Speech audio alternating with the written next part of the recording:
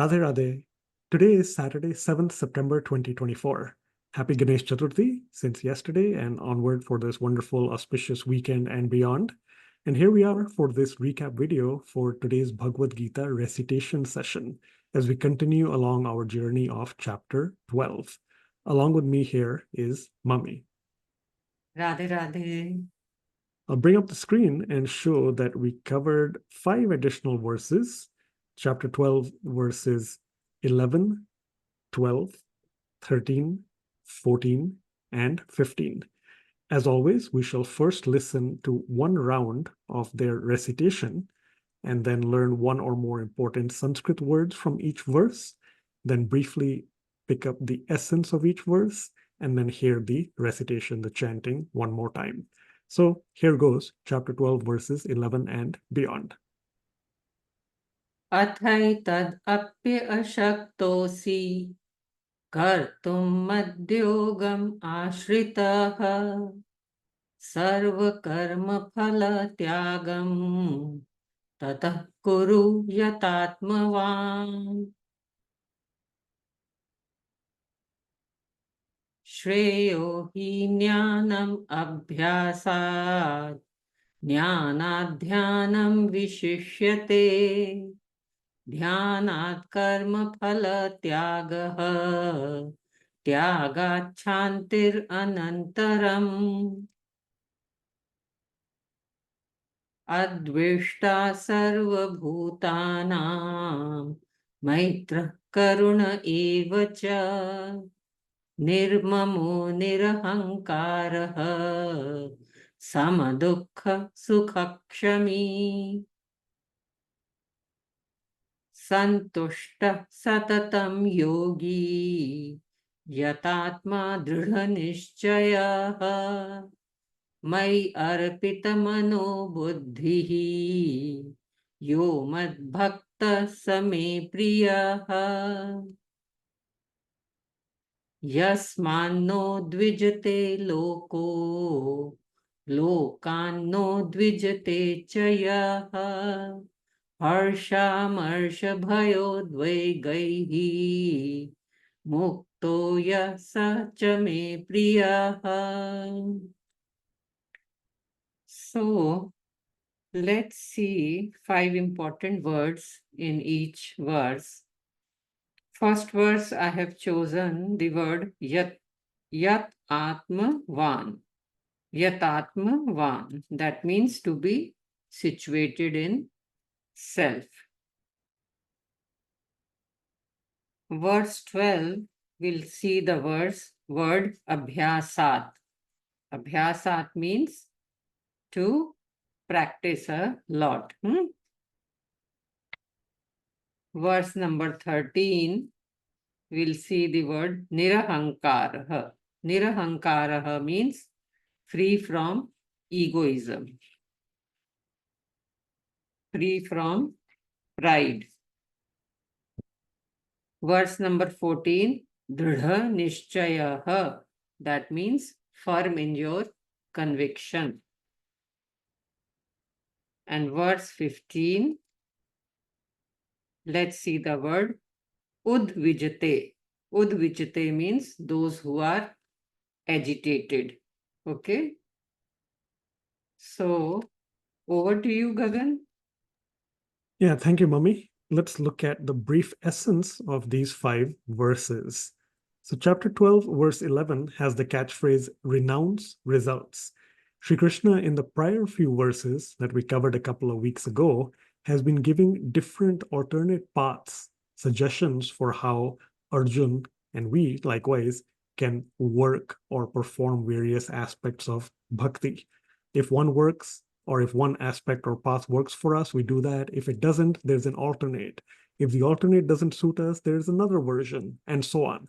So here, Shri Krishna is offering yet another path and saying, even if you just cannot work for Shri Krishna, you do your own work, but you renounce the results.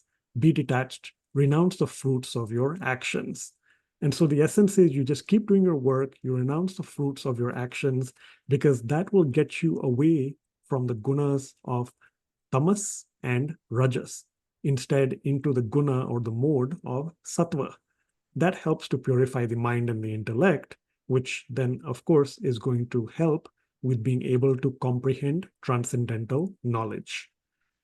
Chapter 12, verse 12 has the catchphrase mechanics or meditation.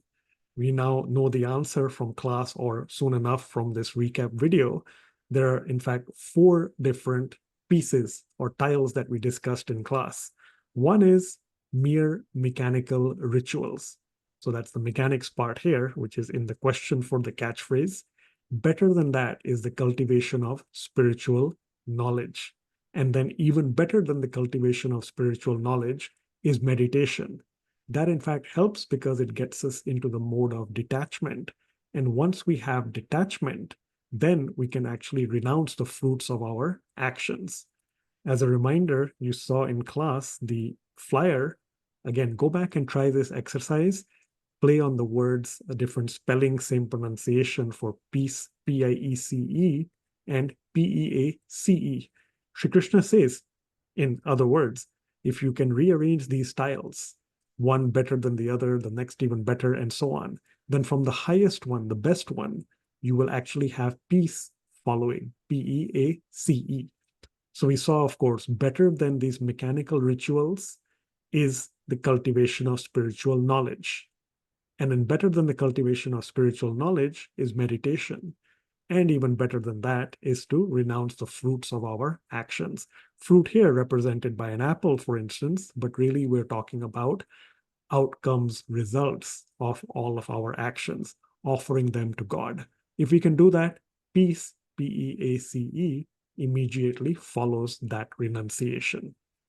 Next up, chapter 12, verses 13 and 14 that go hand in hand. Chapter 12, verse 13 has the catchphrase free yet dear. 2 ways to look at it. One is in terms of cost, free, no cost, dear meaning expensive. So it's free, no cost, yet expensive. Of course, the way you want to understand that is that this is one of many qualities of devotees that Sri Krishna is talking about. Free from malice toward all living beings. Those are the ones who are very dear to Sri Krishna. Chapter 12, verse 14 has the catchphrase firm and steady. Together in these 2 verses, there are 10 categories describing qualities of devotees who are very dear to Sri Krishna. Again, such as being free from malice toward all living beings, being firm in their resolve, steady in their being united with God, equipoised in pleasure and pain, and so on. Those devotees are all very dear to Sri Krishna. And then continuing, chapter 12, verse 15, fear not, dear.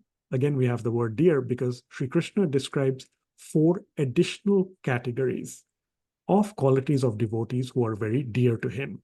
For instance, those who do not have fear, those who do not have anxiety, and so on. In fact, the word Mummy explained, udvijate, those who are not a source of annoyance to others, and also who are not agitated or troubled by others. So a few more descriptions amongst those different categories of devotees who are very dear to Sri Krishna.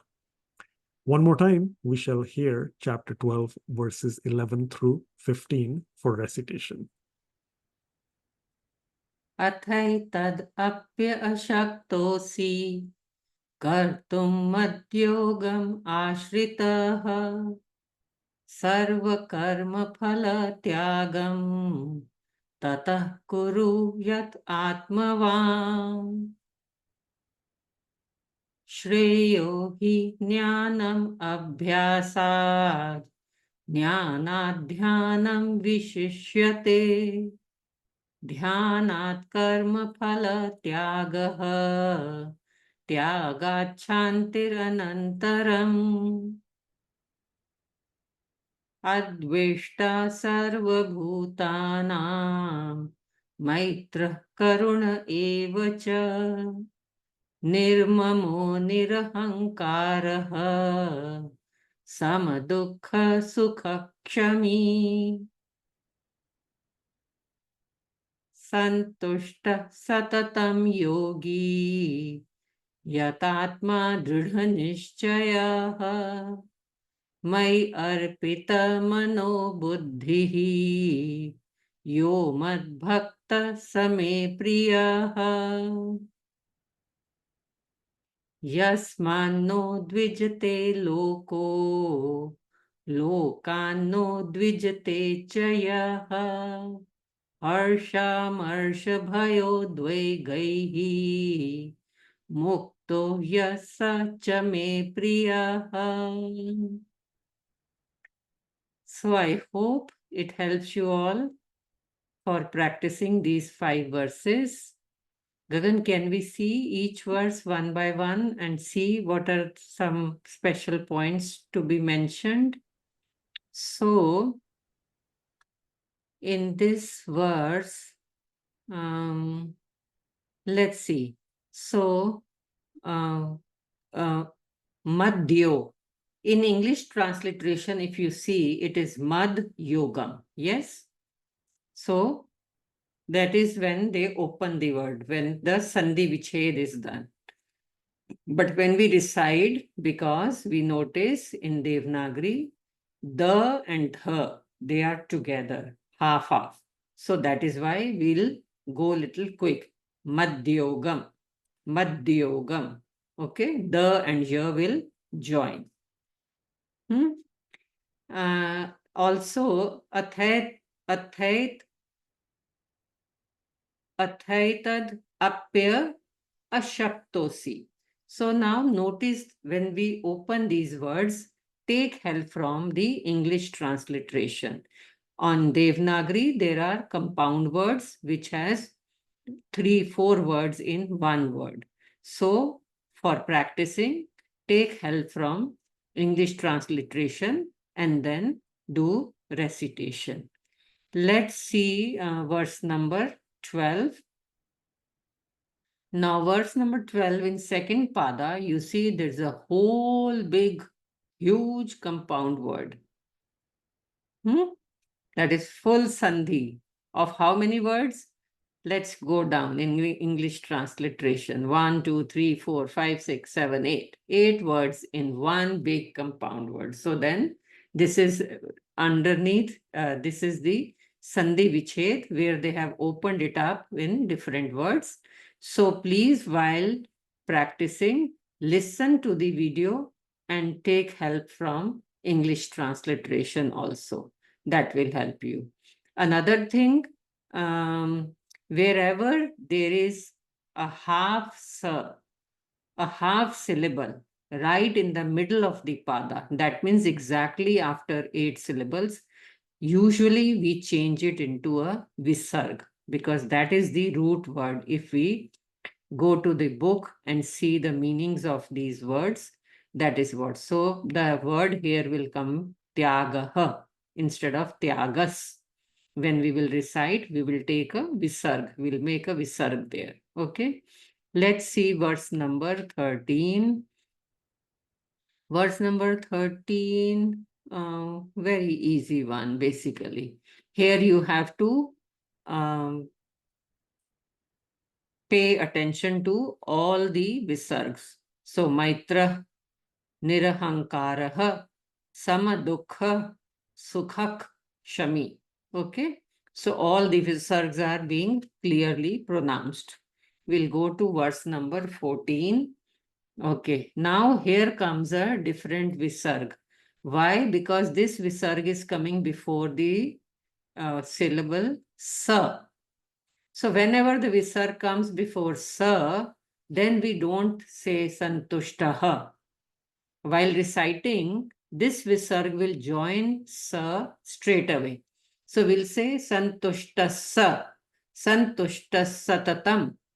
We will not say santushtaha, then satatam. No, while reciting, it will go straight. Santushtas satatam. Similarly, in the lower pada, madbhaktasa, madbhaktasa, straight going to sa. And let's look at verse number 15. Also, mai arpit mano buddhihi.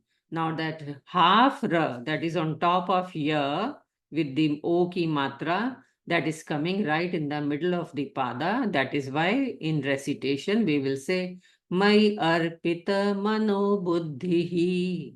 We'll take a visarg right in the middle of the pada.